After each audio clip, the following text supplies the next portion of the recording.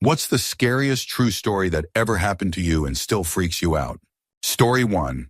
When I was younger, my grandma and I liked to go to this little frou-frou tea shop that was about 40 miles from our home. It was a cute little place where you could get the classic tea and sandwiches and cute little desserts and all. One time we went, all was normal, but on the way home we received a call that my other grandma had passed away. Very sad, but as she had been battling cancer, not exactly unexpected. The next time we went, a few months later, on the way home, we received a call that my uncle had passed away suddenly from a heart problem. Creepy coincidence for sure, but we still did not think too much of it at the time.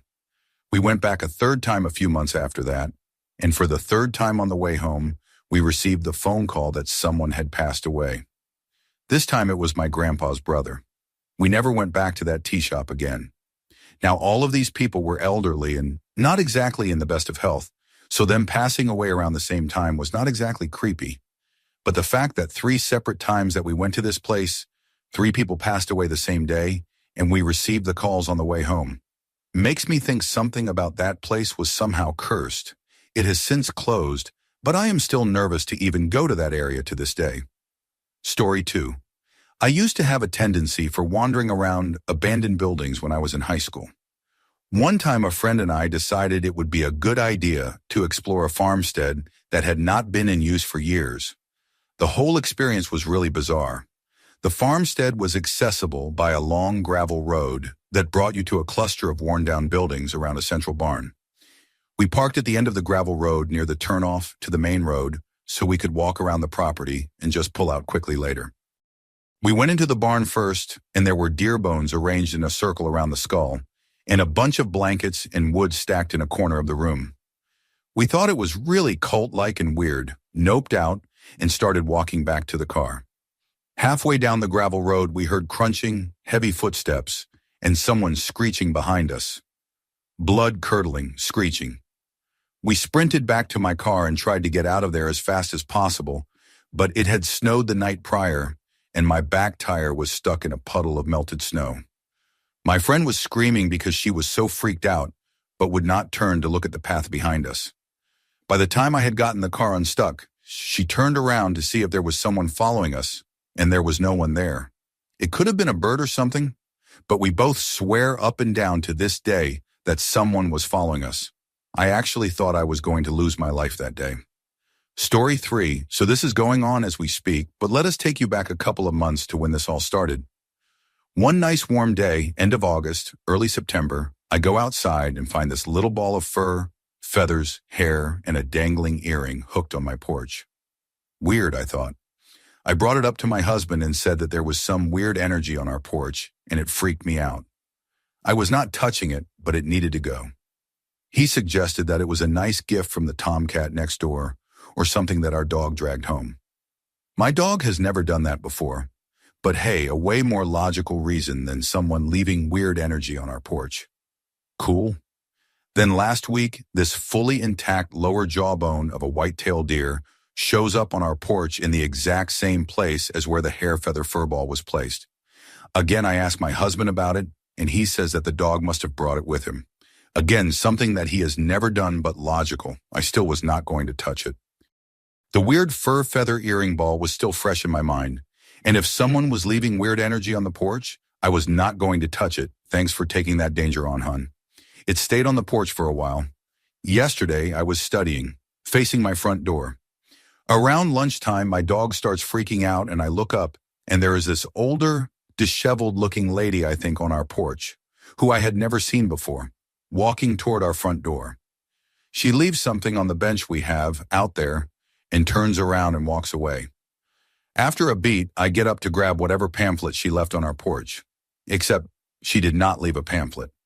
She came onto our porch, took the lower jawbone and moved it onto the bench, right in the middle of 2 posts of the porch fence, right in line with a bright ray of sunshine. So now I am pretty convinced that there is someone leaving weird energy on our porch, and here is hoping we are not cursed. Story 4. So as a youngster, me and my brother were staying up late playing video games since we did not have school the next morning. It was maybe 3 a.m. when we decided to shut it down and get in bed. My room is at the end of the hall while my brother's was right next to mine. After we shut it off and put the controllers away, we both hear these heavy, slow footsteps coming from the kitchen. The kitchen was the only room without carpet, so they sounded pretty ominous. We gave each other a look, and I called out down the hall, "Dad." Well, then the footstep sounds trailed back towards our laundry room and stopped. That is also where our basement door is. Well, we knew something was not right, so we both start yelling for our mom and dad, and they come rushing to us all sleepy and confused. And we frantically explain what we heard. My dad goes and checks it out and tells us that all the doors are still locked and closed and there was not anything showing anyone was in the house. Plausible explanation could be that it was just someone who broke in and scurried off when we called out.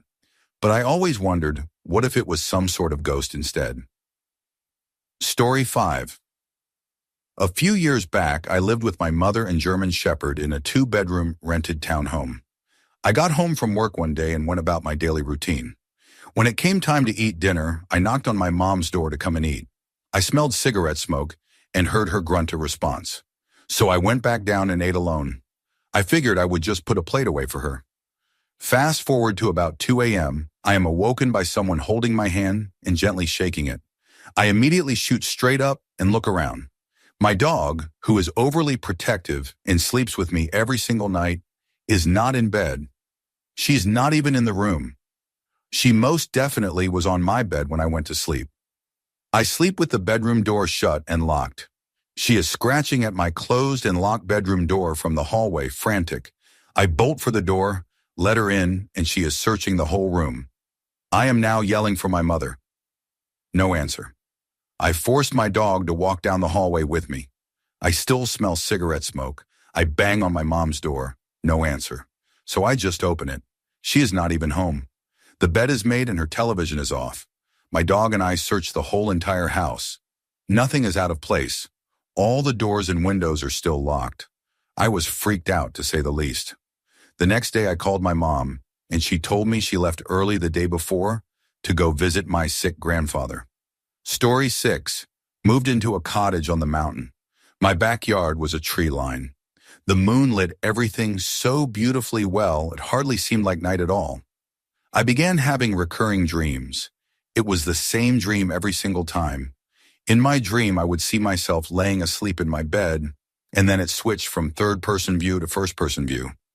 In the dream, I awoke to a whispering female voice. The thirst hit me. In the dream, it was unbearable. I would climb out of bed, open the French doors, and head to the kitchen sink to get a glass of water. As I neared the sink, the voice would get louder and louder, but I still could not make it out. It was as if it were a foreign language, but not one that I had heard before, nor since. Then standing in my kitchen and looking out the window, right above the sink to the tree line in my backyard, well lit by the moon's light, the voice suddenly became clear. She said, "The devil is in the woods." At this point, a shadow darted quickly behind the tree line. I would then wake up from my dream standing in my kitchen in the exact spot that I was in the dream. This happened almost every week for the entire duration of time that I lived in that house. It also always happened close to or right at 3 a.m. Story 7. This one is kind of creepy, but also kind of comforting. This story was told to me by my grandmother, who is a no-nonsense kind of broad, so I believe every word of it. My grandma had a neighbor friend who unfortunately lost her husband when she was young, about 40 or so years ago. It was a sudden passing, cardiac arrest or something like that. So this woman was so upset because for a couple of years after his passing, she could not dream of her husband. For some reason, it really bothered her that she could not experience a dream with him in it. It is almost like she wanted it for the comfort. Anyway, some time passes, and this woman is preparing to sell her house and move closer to her kids they lived a state over.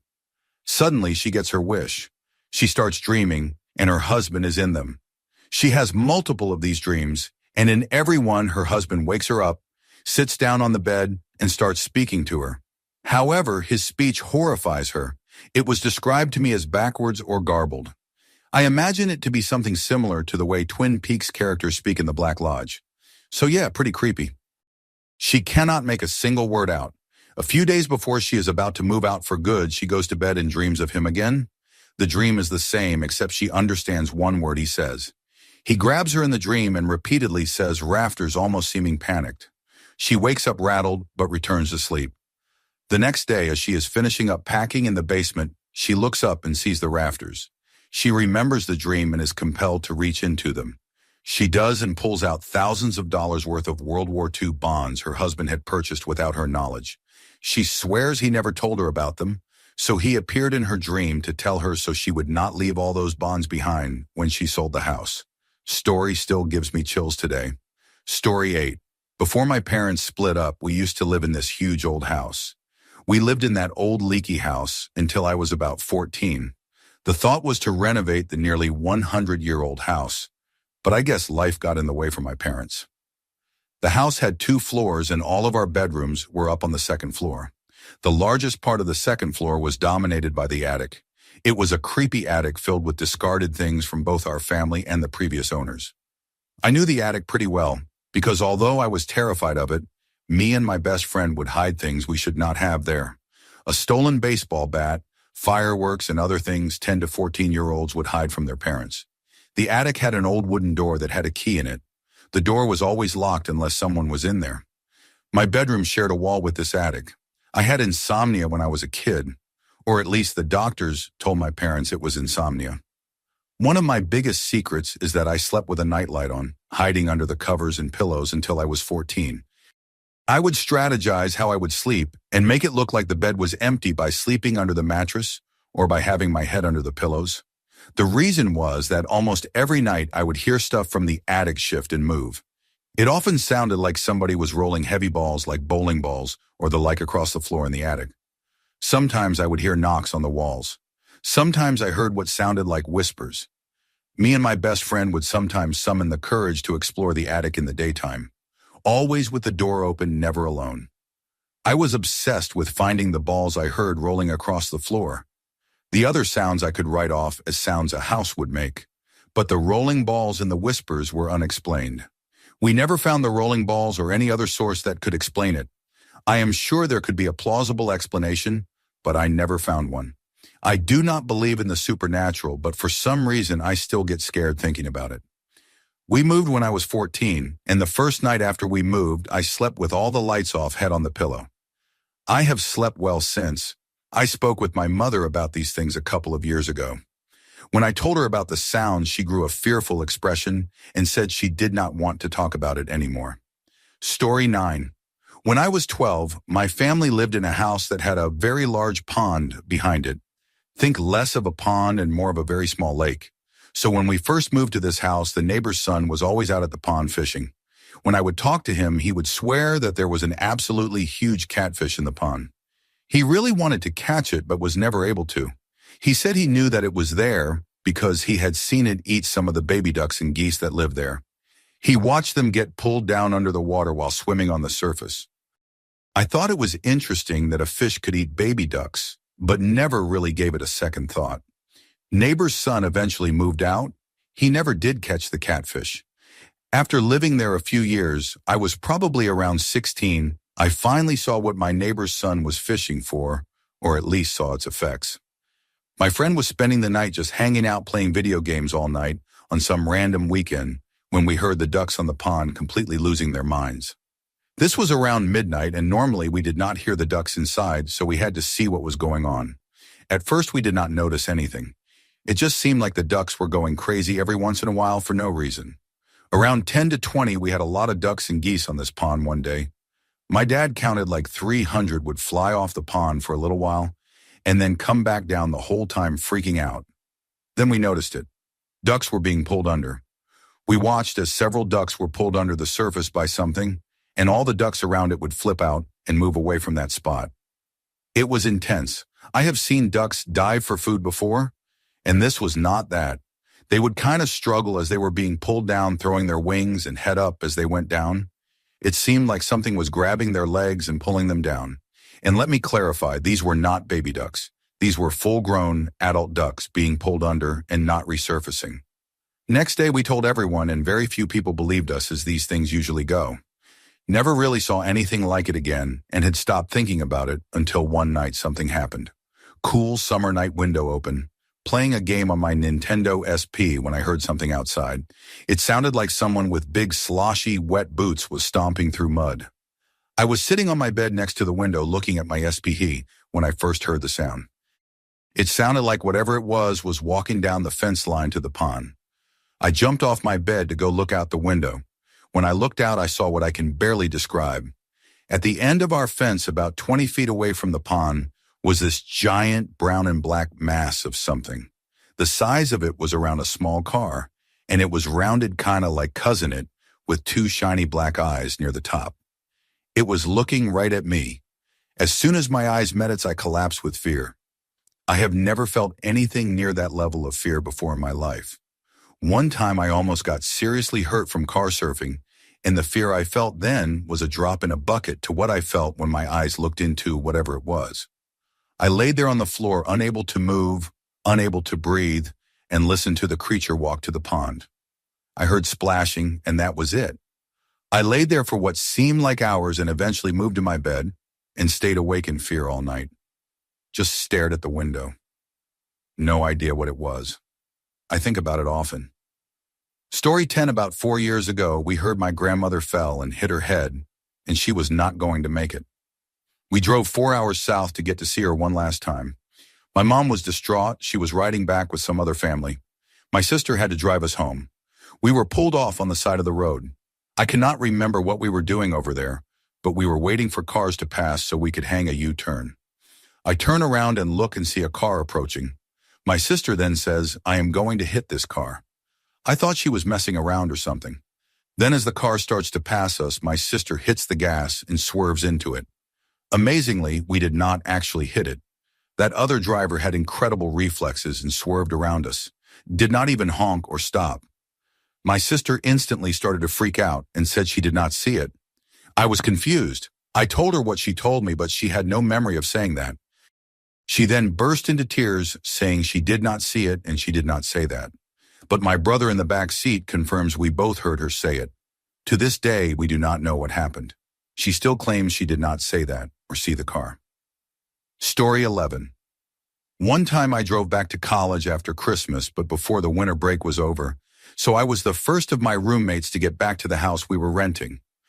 Our house was in a pretty isolated spot on the outskirts of a town in upstate New York.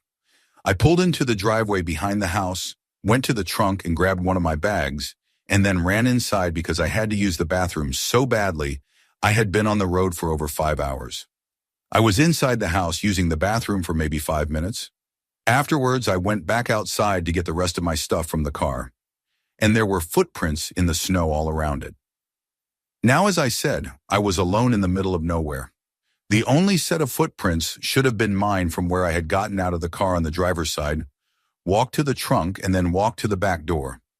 Yet now there was another set of footprints circling the car and then leading into the woods at the back of the property. It appeared that the footprints had originally come from the woods as well. I had left my trunk open when I was inside because I had assumed I was alone and nothing had been taken. But someone had seen me arrive, come out of the woods, circled my car, and returned to the woods. I grabbed the rest of my things, locked my car, ran into the house, and locked the doors. Story 12. When I was 8 years old, my room was on the second floor of our house with the window facing the street. I liked that room because there was a street light right outside that made the whole room glow, a pleasant orange color at night, and I was and still am terrified of the dark. One night I had stayed up reading. I had just discovered Percy Jackson, and I heard a rustling sound. At first I rationalized it was my cat, but she was asleep in the hall right outside my doorway. I realized it was coming from outside. I was terrified, but I could not check. So I slowly sat up in my bed, rose up onto my knees, and peeked out the window.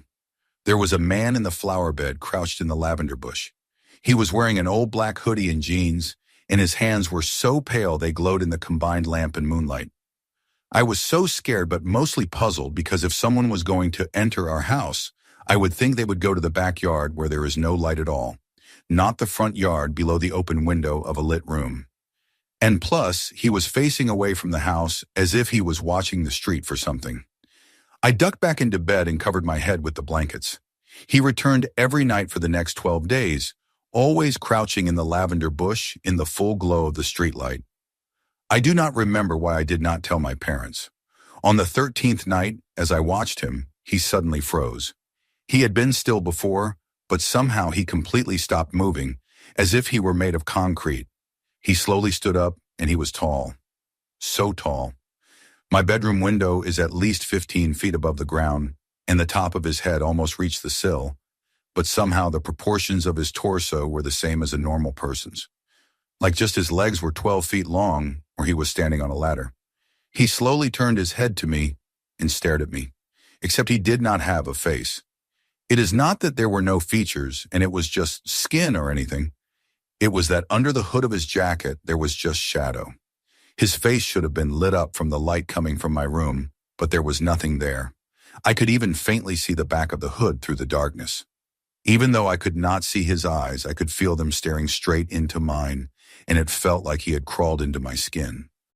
My whole body felt wrong, like he had poured the shadows directly into me. He raised his completely white hand, he did not even have fingernails, and made the shh gesture where his mouth should be. And then he turned around and disappeared. He did not fade or anything. He was just gone like he had never been there. All these years I thought it was a recurring bad dream or just my infamous imagination. I had convinced myself he was part of a story I wrote or maybe a book I had read. But then a month ago he came back. I am 20 years old living in a third-floor apartment. I had just finished my math studies and I went to close my window since it was well past midnight and the desert where I live gets cold at night, and he was there staring at me. He was just as tall as he was 11 years ago, so his head did not reach my window. He stared. I felt that same molten dread in my whole body. He raised his hand in the same gesture, and then he was gone. The next morning, still convinced I had imagined it, I inspected the bushes below my window. There were 2 columns of broken branches and crushed leaves where he had stood. Story 13. When I was younger, my older cousin lived with us for a bit because she was having behavioral problems at home. My parents had to go at night to pick someone up from the airport, so they left my brother and me with her.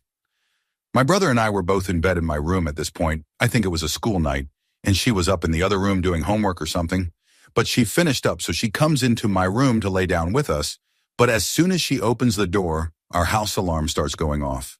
She quickly shut the door and came over to me to tell me to be quiet before going back to hold the door closed, since it did not have a lock. My brother, who is older than me by a year, then woke up very confused about what was going on. So the alarm is going off. We are all scared out of our minds, and we cannot even call for help because her phone was taken away, and we were too young to have one. Our only option is to get to one of the landlines, one in the kitchen and one in my parents' bedroom. So we all get ready, and at the same time, we all run to my parents' room and lock their door. My cousin checks their bathroom and closet to make sure no one is hiding in there before calling my parents to let them know what is happening. They say they are only 2 minutes away, so do not worry. But let me tell you, those were the worst 2 minutes of my life. After all is said and done, we find out through the alarm company that the window in my parents' room is what tripped the alarm. And that is the room we moved to. To this day, my parents are convinced she was just trying to sneak in a boyfriend or something, but I am certain someone was trying to enter the place or worse, and got scared off by the alarm because of how completely terrified my cousin looked. Story 14. Boyfriend and I went backpacking in the mountains. I had been camping before, but only car camping, and did not have to carry my bag for long, if at all, so this was my first time actually backpacking. After getting lost trying to find a parking lot, the map swore was there, but actually was not. We drove around the mountain and finally found a parking lot at the top. We had planned to walk down the mountain, camp, and then walk back up the following day. About an hour in, it is maybe 6 p.m., and we come across this guy sitting off to the side of the trail, cooking in a cheap gas stove. He asks if we know where we are at and if we can point him in the direction of a certain place on the mountain, and says he was parked there. He continues talking about how he had a friend drop him off who was going to pick him up at point A, and then changed the story to he was parked at point B, and then said the friend who dropped him off went to hike somewhere else, and another friend who had the map turned back at point C to wait in the car. We finally bid this dude good luck and continue down this trail. The trail is poorly marked and does not correspond with the map we found online. We could not get an actual map because the park office was closed due to asbestos. So we are really confused when we come to a horse trail with no markings to tell us if we are still on the right path. We decide to go down the trail and see if we can find a place to camp for the night and find our way out in the morning. Both sides of the trail are lined with barbed wire, preventing us from being able to camp there. Eventually, we run into a huge puddle in the middle of the trail. We decide to turn back and go back to part of the trail before it turns into a horse trail so that we can camp there for the night because it was really dark and we were tired. About 20 feet behind us was the man from earlier. He talked to us again, and through the conversation, we learned he had heavy narcotics, including fentanyl, and another one I do not remember the name of. By this time, there are so many red flags changing story. Following us, fentanyl. So we take off, deciding to go back to the car and just drive home. We live 4 hours away, and we are about 6 miles from the car. So we take off up the trail as fast as we could. I got severely dehydrated on the way and was struggling. We had plenty of water, but it was very hot summertime in the good old South, and we were practically running up the mountain. Eventually, I started hallucinating, thinking I was vomiting blood red Gatorade or there was blood coming from my shoes sweat. And there may or may not have been a bear somewhere nearby, but that could have been a hallucination too. We ended up doing the full 6 miles up the mountain in 2 hours. We reached the parking lot, and that is when I gave up. I decided to wait on a bench while my boyfriend got the car. The parking lot was curved, so we were out of sight of each other. He finally came back down to me with the car and helped me in. We found a gas station to sleep at for a little while before heading back home. Story 15. When I was in my early 20s, my then boyfriend and I lived in an old house that had since been turned into 4 apartments. We were one of 2 on the top floor. Our apartment was the only one with access to the attic of the house. That door was in our bathroom but was painted and sealed shut, we assumed because the landlord did not want anyone up there. Naturally, we got it open and went up to check it out. Nothing out of the ordinary, just an empty, dusty attic. We had many odd occurrences in the year and a half we lived there. The scariest for me was one night I came home after closing at my job, so about 1 a.m. I arrived home and was home alone, changed and did a few things, and headed to the bathroom before bed. As I am on the toilet, something slams into that door enough to shake it in its frame. I do not think I have ever moved that fast in my life. Jumped up and ran out of the room without even pulling my pants up. Got redressed and headed to my parents' where I spent the night. The next day, my dad and I go back after some calming down, thinking maybe an animal got in there somehow. We pry the door back open and go up to check it out. Nothing there, nothing to explain what it might have been, and had there been an animal or something, we would have seen tracks, and the floor was covered in dust that was undisturbed. We used to hear what sounded like dragging sounds and odd things a lot in that house. I tried to research the address to see what I could find out about the history of the house, but found nothing out of the ordinary. Story 16. My best friend and I lived together in a 2-bedroom apartment my senior year of college. We only had one key to our unit's mailbox, so we always left it on a little table right by the front door. A few months into living there, the key went missing. My roomie swears she remembers seeing the key on the table that day before leaving the house. She had an important piece of mail coming later that day that she wanted to make sure she got. But when she came back from class, it was missing.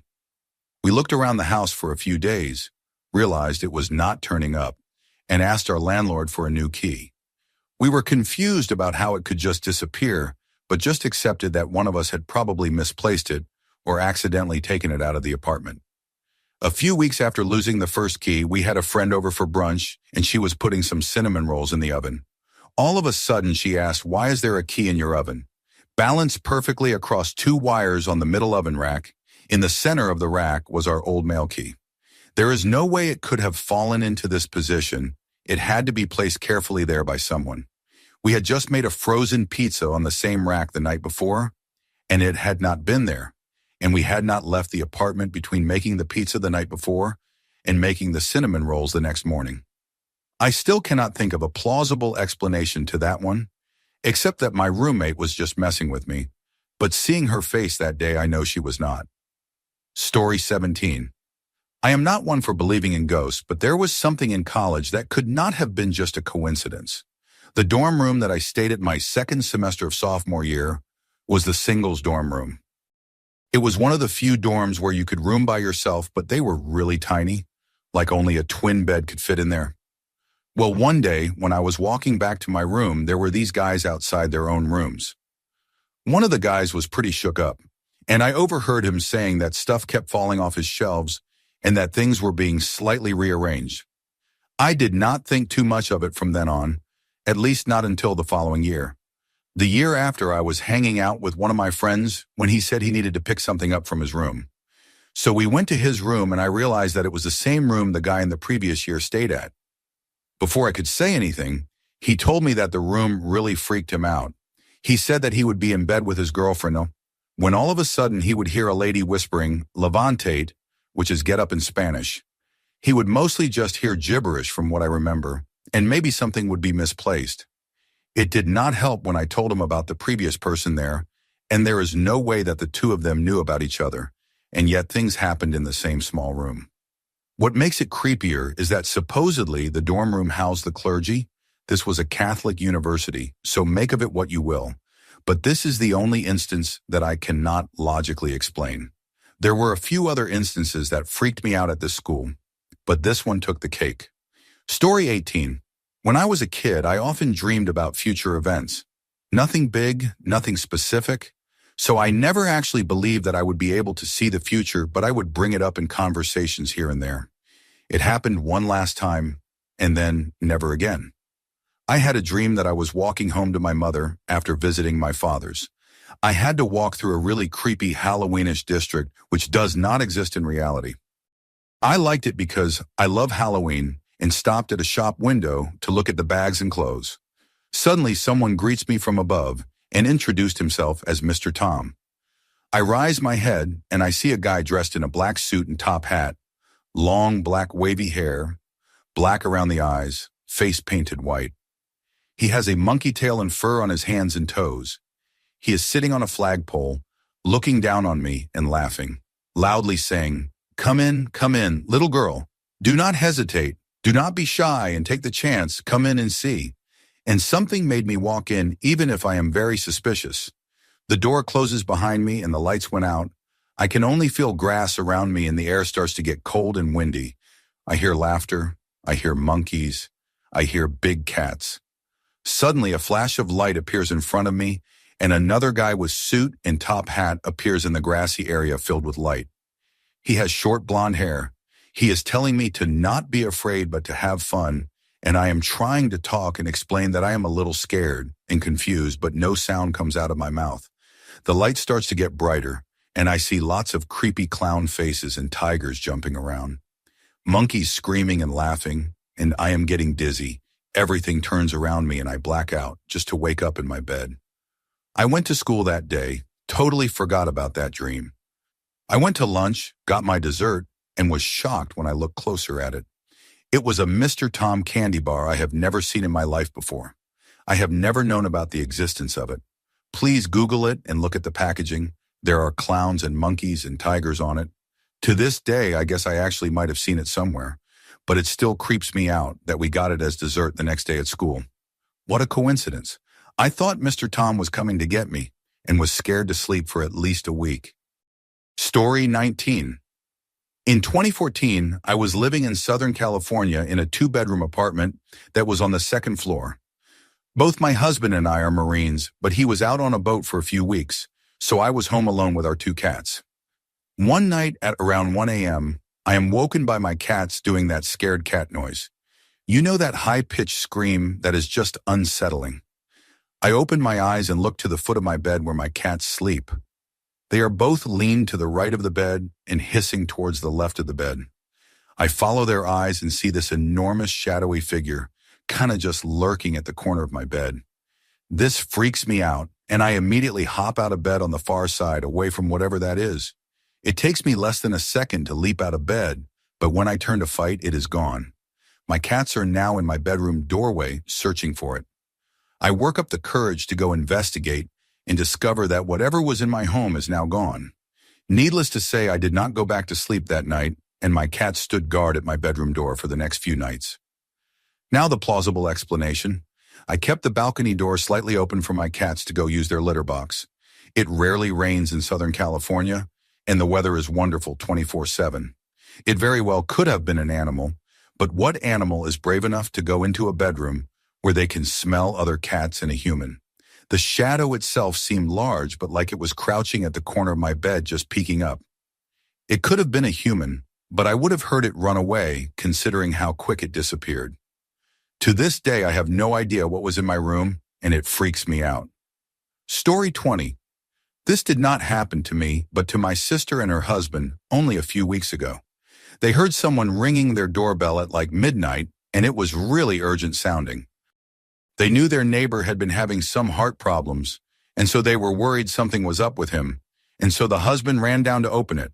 But as soon as he opened it, just a small amount too, this random guy, not the neighbor, slams into it, busts his way in and slams my brother-in-law into the wall. My brother-in-law was trying to fight the guy off, and the guy would shove him to the ground and then start to make his way toward the stairs. My sister heard this, saw he was trying to get upstairs where their bedroom and their kids' bedrooms are, and basically snuck up on him with a vase and whacked him with it. Apparently, this guy was not expecting her to be there because it startled him enough that they were able to overpower him and get him outside again. Of course, they locked the door and called the police. The police, though, I guess they figured that because he was outside now and the doors were locked, that it was a lower priority, which is fair, but even so, I am a bit appalled at how long they took to come to their house. Apparently, it was like 45 minutes, and they got there like 5 minutes after he left. But this is the worst part. In my mind, this guy spent that entire time trying to get into their house, rattling the doorknobs, trying different codes on their electronic lock. He would scream at them to let him in, then go quiet and try to break the code, then get all pleasant and try to nicely convince them to let him in, then scream at them some more, and then he would back off and go across the street, but would stand there staring at their upstairs windows, and as soon as the lights went off, he would be back at the door again. For 40 minutes. It sounded like something out of a horror movie. My sister and brother-in-law were especially concerned because he was so insistent to get into their house, which makes it seem not like some random break-in, and because he had tried to get upstairs to where the kids are a few times. It sounded absolutely terrifying, and of course they were especially frustrated because if the cops had gotten there literally a few minutes earlier, they would have caught the guy, and now the chances are slimmer. I am really glad they are all okay, though. Story 21, I was home alone one evening and had gone to sleep for the night. I live with my significant other and 2 indoor cats, but she was out of state traveling for business. I woke up in the middle of the night, was not sure of time, but it was completely dark because my body was freezing cold. I actually like it cool when I sleep and usually have the temperature around 70 degrees or colder since I live in Central Texas. But this was different. I was ice cold but wrapped in blankets. It was middle of summer, so evenings are not cold. When I grabbed my phone to look at the time, it seemed to be off, and I pressed the on button, but it did not turn it on. Since I was half asleep, I shrugged this off. I walked out of my bedroom to go adjust the thermostat and noticed that the cats were not around. This was weird because these furballs are always hanging out in the bed or around the bed. Anyhow, I walked to the thermostat and tried to adjust it, but the power to the thermostat I have a nest was nil, and the power to the house seemed to be off. I peeked out of the upstairs window to see if any of my neighbors were having power issues and noticed that all of their outdoor lights were working just fine. From the time I woke to this moment was probably 1 to 2 minutes maximum. I decide to wander downstairs to grab some water, but am startled when I realize there is a glow of light coming from the first floor. The way my house is situated, I could not see the light until I had approached the stairs. I found this odd because the power seemed to be out just upstairs, which did not make a lot of sense. I started walking down the stairs and began to hear a faint humming noise. The noise had a high pitch to it with arbitrary pulses of low sounds, almost like a muffled weed whacker that someone is throttling at random. As I continue to walk down the stairs, I spot a dark, slowly moving figure in the room with light at the bottom of the stairs. The next step that I take feels like I walked off the side of a cliff or was sucked into the floor. That is really the best way I can explain it, because I do not remember what happened after that moment. I just lost all feeling from my body. My next memory is waking up again to the sound of my phone's alarm. Everything seemed back to normal. I sat there in bed, cats back to being lazy in bed next to me, and tried to think about the 2-minute incident that happened in the middle of the night. I am not a sleepwalker, and I was definitely not dreaming. My security systems app shows the time whenever a door is opened or closed. I realized that my security system was disarmed on the app and that the front door had been opened and closed several times throughout the night. I pulled up my security footage from the exterior cameras and was surprised to learn that there was zero footage from the night. Like the motion sensors reacted to a random car driving by around 10 p.m., and then the next thing is another random car in the morning. So someone or something walked in and out of my front door, but the cameras did not capture any footage. My neighbor across the street has a good security system that points at my house, so I asked if he can review the footage from his cameras. I told him some made-up story about how I thought someone had entered my truck. Anyway, he said it was weird because when he pulled up the footage from that night, his cameras did not record anything. Just a time gap once again. My first thought was that I was sleepwalking and that the memory was a dream, but it just could not have been. When I looked out of the window in the middle of the night, I distinctly recall a red pickup truck parked the wrong direction in front of the neighbor's house. I always notice when cars are parked left wheel to curb because I have gotten a ticket for this in the past. Anyhow, the truck was not there before I went to sleep based on footage, but was there in the morning based on footage. So the truck was there when I saw it in the middle of the night. I definitely woke up in the middle of the night cold as ice, no cats. No working phone or thermostat, saw the truck out of the window, and then got warped by something on the stairs. A couple additional things were different in the house. The security system was disarmed, and I definitely armed it before going to bed. The light was still on downstairs, and that was absolutely off before I went to bed. My whole body smelled like burnt marshmallows. I know this is weird, but it is really how it smelled. And lastly, my 55-gallon fish tank that sits at the bottom of the stairs in the entryway was missing 2/3 of the water. Seriously, where did 40+ gallons of water go?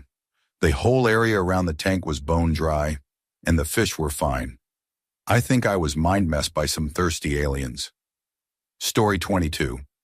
When I was 18, I was attending university and renting a room in an old house a few blocks off campus. Only one other room in the house was rented, and the girl who lived there spent most nights at her boyfriend's place. I basically had the entire house to myself. I would estimate that it was built sometime between 1910 and 1920 based on the style and neighborhood, but I could be wrong. I do know it was around 100 years old at the time, and the oldest home I have ever had. It was my first time living alone, and since it was such a big empty space, I spent most of my time in my room behind a locked door.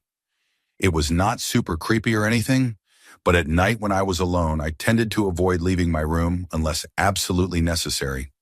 It had the same uneasy feeling of turning off the basement light and then running up the stairs as fast as you could in the dark.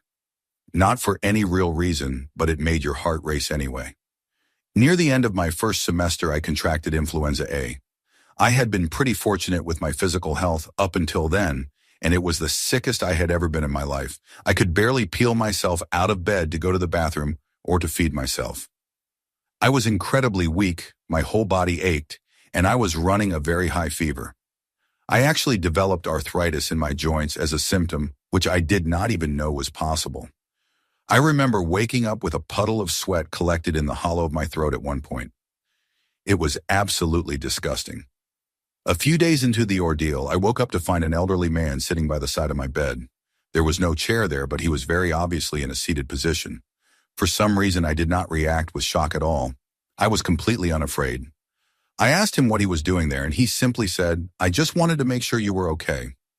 I must have fallen back asleep because that is all I remember of the visit. This could easily have been a NyQuil-induced dream or a fevered hallucination, but to me it was absolutely real. He was there and he spoke to me, and I felt very comforted by his presence. A few months later, I had a friend of mine from another school come to visit for a weekend. We did some exploring of the house and found a hatch to the basement. It was filled with old tools and hardware, but one thing stood out to me for no apparent reason. On the wall was a medicine cabinet absolutely stuffed with old pill bottles. Regular things like Anacin and other old brand names I had to look up. It also contained many prescription pill bottles that were too faded to read. For some reason, as soon as I saw them, my elderly visitor came to mind. I wondered if maybe he had some experience caring for a sick relative and came to visit me when I was ill, because it was a familiar situation. I did ask the landlord about previous occupants, but they had purchased the house only a few years earlier and did not know much. I suppose I will never know. Story 23. My family and I used to drive to this old village by the sea when we were kids, and we would spend the whole summer there. The village was known for having a lot of abandoned houses due to old owners passing away and them not finding any relatives. The house right next to ours had been totally abandoned since way before we moved there. The door and windows were all boarded up and the house had been untouched for at least 10 years. Anyway, one summer me and my cousins decided it would be fun to break the wooden boards and look in the window to see what the house was like on the inside. We cracked one of the boards enough to be able to see inside, and to this day I will never forget the sight. The window belonged to a bedroom, and with the bedroom door open, you could kind of see like half of the house through the window, and the entire house was spotless, not a speck of dust in place. The beds were made and looked clean and untouched. The ceiling fan was on. There was a prayer carpet on the floor. I come from a Muslim country. Needless to say, we were weirded out, so we go to the security guard that watches our block to ask if anyone has bought the house, and he says the owner passed away a long time ago, and it has not been touched since. One day later, the board was back up, as if we had never been there. Story 24. Back in primary school 3rd grade, we had this 3rd grade camp on our school's rugby field on a Friday night. No tents, though. We all slept in the clubhouse on the field. It was a lit night. We played games, hide and seek, sang songs, and teased the 3rd grade couples. It was an amazing night, till my group of friends and I went out to hide on the other side of the rugby field where the lights were turned off.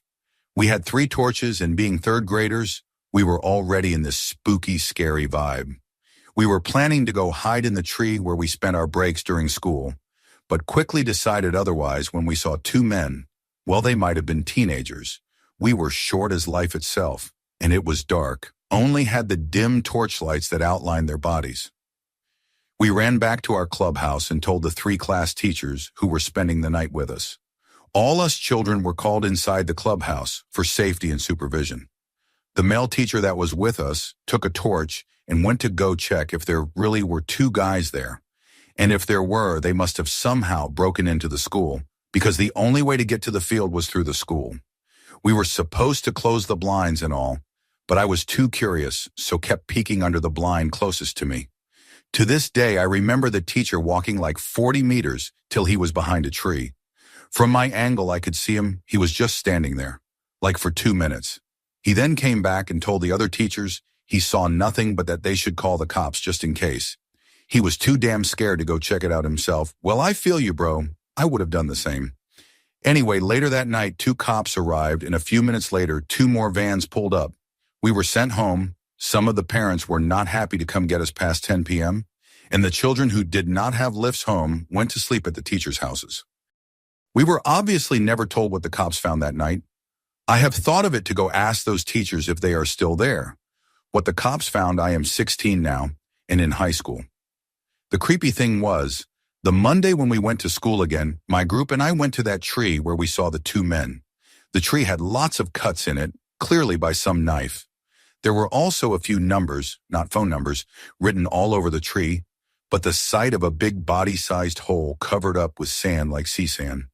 That bright yellowish color made my group and I decide to not sit there anymore. Story 25. I had gone to a party in the college town nearby with 2 friends who were dating. We had procured a little bit of mushrooms and there was some drinking going on. The female friend and I partook in the mushrooms. Her boyfriend abstained. I ate 3 grams, she ate 1. I end up planted on the couch for 90% of the night, waiting for everything to kick up. There were a few visual disturbances, but even the body high was mostly non-existent. The party is people we do not know, save a few exceptions, and the apartment is too small for how many people are there. This is very likely why I did not feel anything. After the second wave of partygoers came and went, my friends were finally ready to go home. As we get in the car, almost immediately I start to feel high. We had been at the party at least 4 to 5 hours, so I should have been close to sober.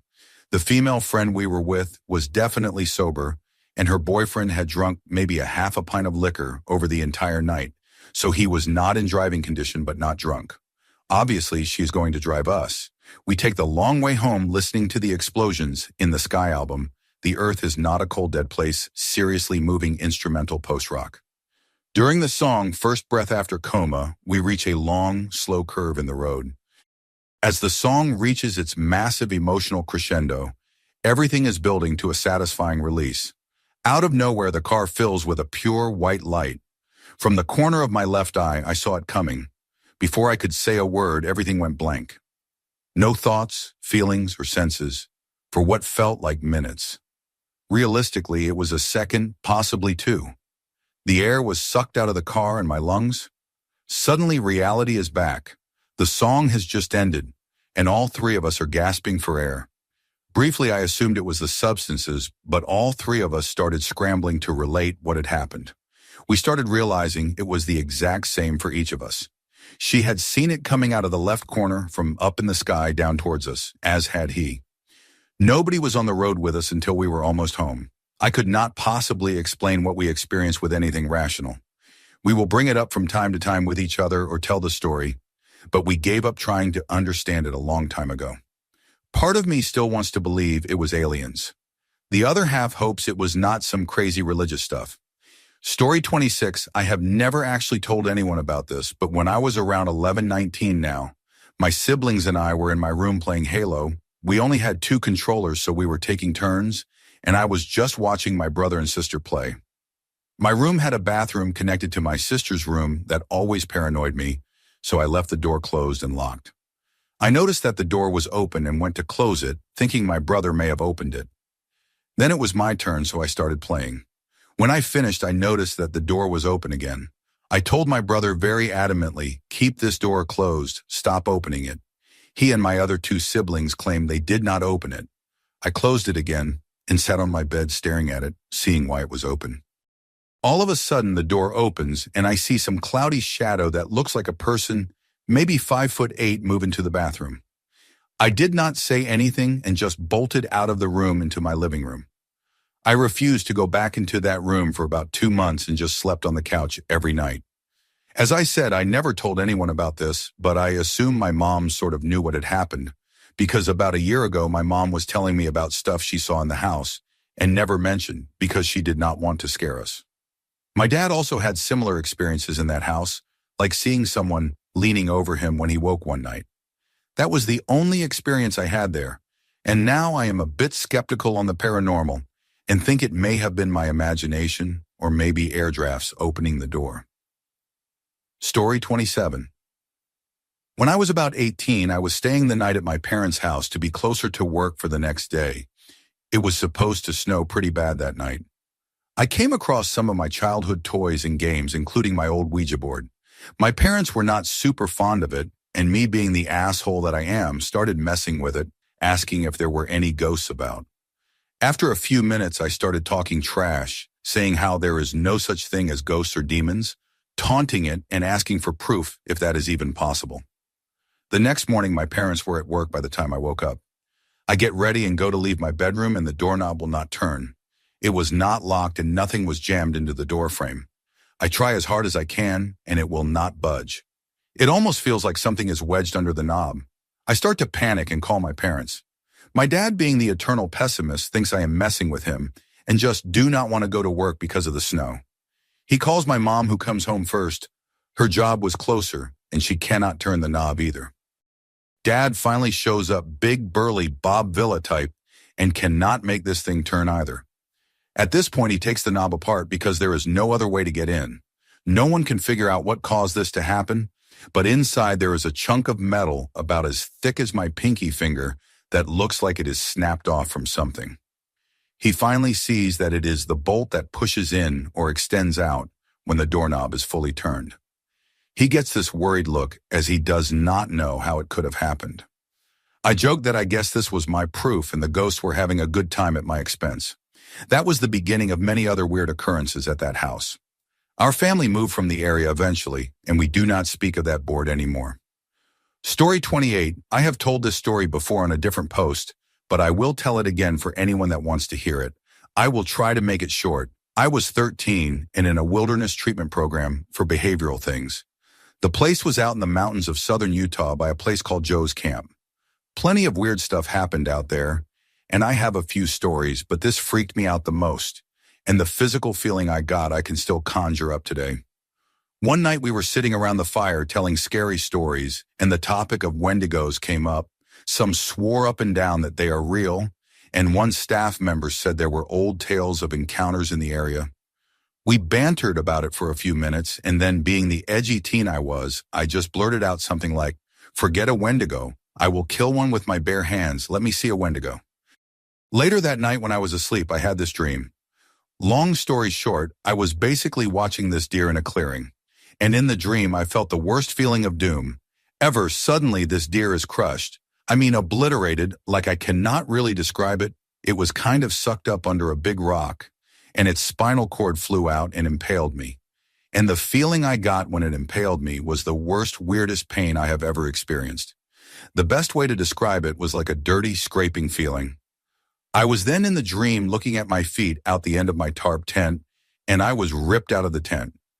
I woke up suddenly, and I was sitting up in my sleeping bag outside of my tent, making the strangest noise I have heard. It was like a wheezing screech, like a primal death cry. I do not know how to describe it. I looked around and quickly crawled back to my tent. I wrote it off as a bad dream and did not really speak about it while I was there. I do not know how to plausibly explain it other than a weird dream and sleepwalking, but it definitely jarred me, and when I remember it, I cannot help but still feel really uneasy. Story 29, I was spearfishing at the end of winter, beginning of spring, with my cousin and 2 nephews. There was shin-deep snow in most places, in some areas with only a couple inches. In this time period, the top layer of snow will melt and leave a thin, icy layer after it freezes again. So we are walking along the creek, and one of my nephews says, "Holy sh!" and I walk over to see what he is looking at. It looked like a footprint, only much bigger. So then I said, "Holy sh!" and my cousin and other nephew came to look at it. We checked around and found a few more prints leading from this one into what looked like the creek itself.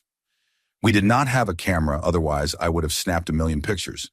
I should also mention that we had speared a fish before this right through the head and left it in one of our deep footprints. The nephews freaked out after seeing the Bigfoot footprints, and we went to get the fish and leave. When we got back to that area, the fish was gone, and just a bit of blood was left. It was a strange situation, which my mind refuses to believe. On the 3rd of July, people light off fireworks around the lake that my grandparents lived by. We joined in and lit off ours and even sent off one of those sweet lanterns. After our shells and other fireworks were spent, we continued to watch the other ones. While watching, my ex pointed out some weird lights going around in circles. I dismissed it as lanterns like the ones we sent off. 20 minutes go by and these white circles start to appear and fly in weird circular patterns far off in the sky near the horizon line. 30 minutes after this, we start to see orange orbs floating towards us slowly, which is significant because there was a 5 to 10 mile per hour wind blowing away from us, so these things were coming against the wind. They very slowly veered off to the side of us and disappeared over the horizon. My mind also refuses to believe it was anything out of the ordinary. Story 30. I grew up in a really old house. It was nearing 100 years old right before I moved out, and it used to be a post office or something way back in the day. The house is creepy and big, 3 stories, but I was not ever really scared living there or anything, although I did like to scare my friends with all kinds of made-up stories, and they always believed me too. Anyway, the only weird thing that ever happened, well, 2 things actually, was when my parents left over a December holiday, and I had the house all to myself for a week. Me and my friend were bored just sitting outside on the back porch drinking some beers. All the doors are locked except for the one closest to us.